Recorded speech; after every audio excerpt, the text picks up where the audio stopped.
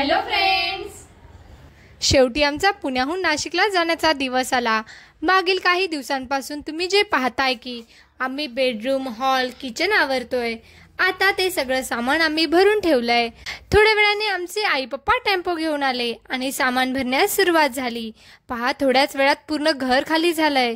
मागील 1 वर्षापासून आम्ही या घरात राहतोय आणि आता हे घर खाली खाली वाटतंय। स्वतःच्या घरात जाण्याचा आनंद असला तरीही प्रत्येक घरात आपल्या काही आठवणी असतात। हा जयाताईचा बेडरूम पूर्णपणे खाली झालाय आणि हा आहे माझा बेडरूम।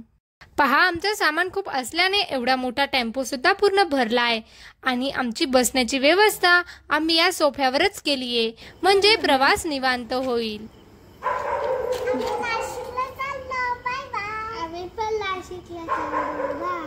मोठा व्हिडिओ चॅनलवर लाईव्ह आहे, तर तुम्ही नक्की पहा। Bye bye.